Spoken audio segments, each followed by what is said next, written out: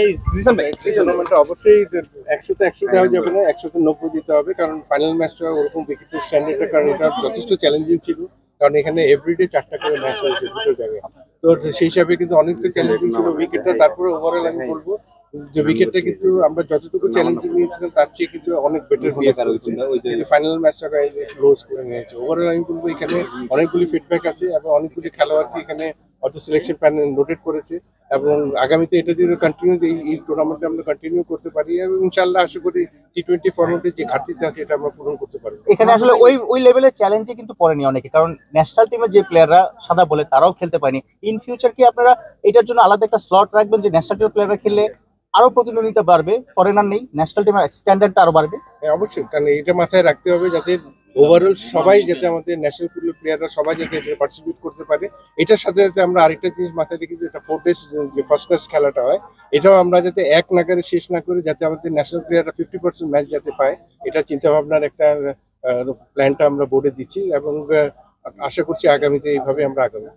প্লেয়ারদের একটা অভিযোগ ছিল অনেক কম এখন নিচে না বেশি ম্যাচ, সেক্ষেত্রে ভবিষ্যতে টুর্নামেন্টের ব্যাপ্তিটা আরো বাড়বে। অবশ্যই, কারণ এটা তো আমরা প্রথম থেকে বলেছিলাম যে আমরা এটলিস্ট 3টা ভেন্যুতে এই টুর্নামেন্টটা খেলতে চাই। 3টা ভেন্যুতে হলে আপনার এখানে যদি আমরা এটলিস্ট 30% ম্যাচ করতাম, আরেকটা ভেন্যুতে 30%, দেন 30% প্লেয়াররাও রেস্ট পেত, ওদের কনসেন্ট্রেশনটাও একটু স্ট্যান্ডার্ডে নিয়ে যেতে পারতো, কারণ ওটা পারি না ভেন্যুর জন্য, কারণ এটা অল্প সময়ের মধ্যে এই টুর্নামেন্টটা করতে হয়েছে, সামনে বিপিএলও আছে।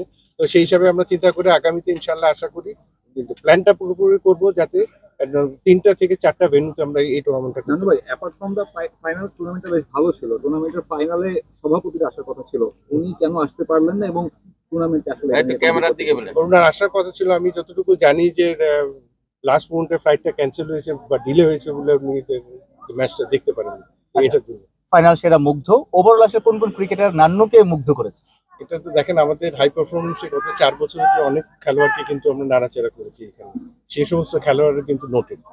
তো এখন পাইপলাইনের কিন্তু ওই সমস্ত চিন্তা করেই কিন্তু আগামী 4-5 বছরে এই প্লেয়াররা জাতীয় দলের জন্য রেডি হবে, ওই চিন্তা ভাবনা করে কিন্তু হাই পারফরমেন্সে 4 বছর আগে নেওয়া হয়েছে, সেভাবেই যাচ্ছে। তো আশা করছি প্লেয়াররা যথেষ্ট এক্সপিরিয়েন্স হয়েছে, এই ফর্মেটে আরো ম্যাচ খেললে আরো কিছু ভালো খেলোয়াড় পাওয়া যাবে, এবং আমাদের প্ল্যাটফর্মে আরো কিছু ভালো পারফরমেন্স দেখা যাবে। সেটা বোলার হলো আলাউদ্দিন বাবু।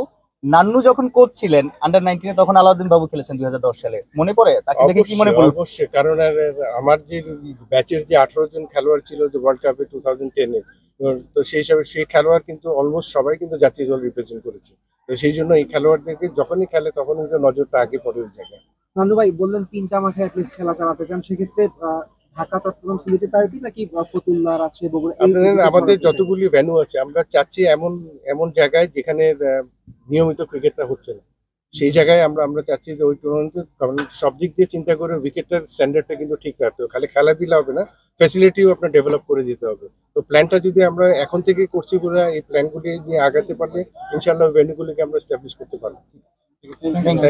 ধন্যবাদ।